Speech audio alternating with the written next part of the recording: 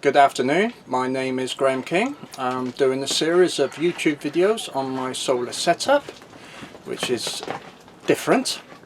I'd like to thank everybody for their input so far. It's created a little bit of confusion, which I'm hoping to clear up today with some illustrations and some examples and evidence, of course. So we'll have a quick shakedown of the system so you get some idea if this is the first time you've seen one of my videos.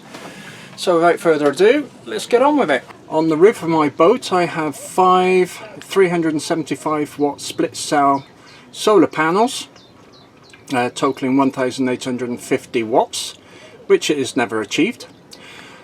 All the cables can come down this trunking to inside the bridge. And then I have 6 cables coming down there and 4 cables coming down there into my, what I like to fondly call, my BMS for my AGM batteries. So with a quick on how it all works, because you can see all the cables are in trunking. Don't like seeing cables. I got a pair of solar cables coming down here which go into this 25 amp breaker. It then goes down the bottom, comes up through this tube into solar 5. The battery cables come down and into here. So if I peel this back, that's what it's like down inside there. And then in here, this is where all the cables go down into the engine compartment where the battery bank is. So that is what we're going to be talking about today. Let's see if I can explain what's going on with my solar setup. Sorry about the drawing, but I think you'll get the basis. I got 5 charge controllers, obviously coming from the 5 independent solar panels. We have the negative, the positive going to the positive post and the negative going to the negative post, creating a closed circuit. So all the charge, so if we say we got 10 amps coming in, it'd be coming into this post, and the 10 amps would be distributed within the battery cells and the negative. Now the same with number 2, number 3, number 4 and number 5. Where the confusion has come from is that this battery bank is in parallel and we have these bus bars connecting them. So naturally people are thinking that if there's a charge going in here, it's going to go all the way along to number 5. Well, it can't, because there's a charge at number 2. So if there's 10 amps going into each one, then how can any surplus from battery 1 travel to number 5? I think at this stage it's best to the electrician's comparison, fluid mechanics, to explain the flow of electricity. So what I've done is this one. These are 2 tanks. They can be what size ever you like. 2 taps, and they are joined together by a balancing tube. So what we're looking at here is charge controller, battery, buzz bar, but in fluid mechanics form. If we open up these taps exactly at the same time, let's say, just for argument's sake, 1 litre per minute, these tanks will fill up equally, and there will be no flow in the balancing pipe, or what you'd like to say, buzz bar. So as the pressure builds, it stabilizes even more, pressure builds up, but there's still no movement in this pipe. Now if we close this valve down to say half a litre per minute, you are now creating an imbalance between the 2 tanks. This one's filling at 1 litre per minute, this one's at half a litre per minute. Therefore you have movement of water in this pipe to balance the 2 out. And I think that's the best analogy to explain current flow in a battery, because in DC the current always flows from positive to negative. So if you create an imbalance, you get a flow between the two tanks. Do you think I've explained that quite well? So going back to my example, it's like I say, if I've got 10 amps going in there, there, and there, then how can amperage flow from battery 1 to battery 5? To me, each charge controller is charging each battery. Now if you turn off 1, 2, 4 and 5 and just have number 3, then the power will run down this bus bar to each battery, because there's nothing stopping it.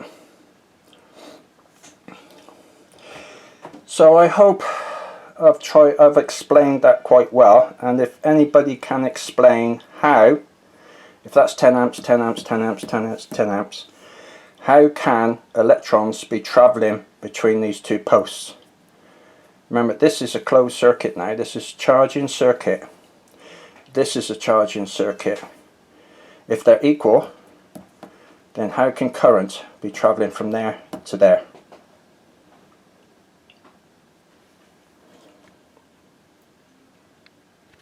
Well, I hope that explains things a little bit better, and my thought processes on how I'm looking at it. And of course, if you've got any comments to make on the subject, then please do so. But please don't say, nah, I can't see that working. That's not evidence. I want to be challenged. I want to see if I'm right.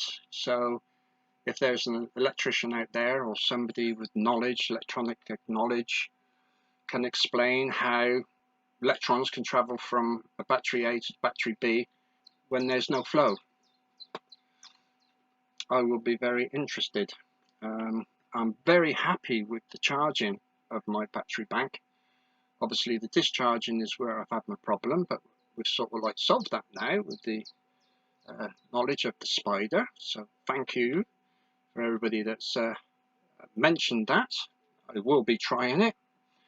And I think that's about it. The only thing left, in some of the replies, there's always one. Mr. Nasty, somebody who thinks they're the only person on the planet that have got a right to free speech or free expression or to share an opinion. And if it doesn't, and if they don't agree with it, then they're insulted. There's no need for that. This is just sharing of knowledge.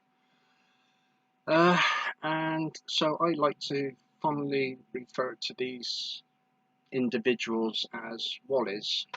Do you remember that? Wallies? Fine Wally. But there's no place for you on my channel. Now, a lot of people who view this sort of stuff is because you've got an interest in it. You're either looking at making your own solar system or improving the one you've got. Whatever your reason is, you are interested in these type of YouTubes. And there's no need for any nastiness. What are you trying to prove? There's no need for it. You should learn to grow up, is all I can say. But what you do is people who have got an interest in this have ideas, and they think it's stupid ideas. And there's no such thing as a stupid idea when it comes to this subject, because it's moving on every day. What you believe to be true today, suddenly you find out it's not true tomorrow, because it's moving on at a very rapid rate. You know, battery development, solar development, charge controllers development, BMS's developments. It really is moving on every day. So there's no such thing as a stupid question. And I'll finish up with a gentleman in America, very briefly. He had battle-born batteries. He dumped his batteries and brought another make. And the reason why Battleborn wouldn't engage with his stupid ideas, but the new company encouraged him to share what he has come up with in his head, and he loves it. Yeah, he loves the challenge, he loves discussing it, he gets to understand it better. And of course, the Wallers of the world put people like that off. Don't let them put it off. If you've got an opinion, if you've got a view, if you can see something that nobody else can see, then share it. It ain't stupid. Anyway, that's it from me for now. I'm leaving you with a little clip of what it takes to boil a kettle on my system. We only ever boil a kettle when the sun is out, because I do not like taking big draws out of my battery bank. I want to preserve it as long as possible. And so that would be the theme of my next video, is what's physically being taken out of my battery bank, given the 12 volts, 240 volts, so you get a good idea what you need to run a specific item. Anyway, that's it from me tonight. So have a nice day and see you in part 7. Kettle test. As you see, we've got 14.4 volts, perfect. The boat is drawing 8.7 amps. From the controllers, you can see we're 37.5 volts and 1.1 amps coming from the panels. 14.4 volts, and we're drawing 3 amps on number 1. 2.7 on number 2, all exactly the same. 2.8 on number 3. 2.4 on number 4 and 2.4 on number 4. Now watch what happens when we put the kettle on. This is the centre one.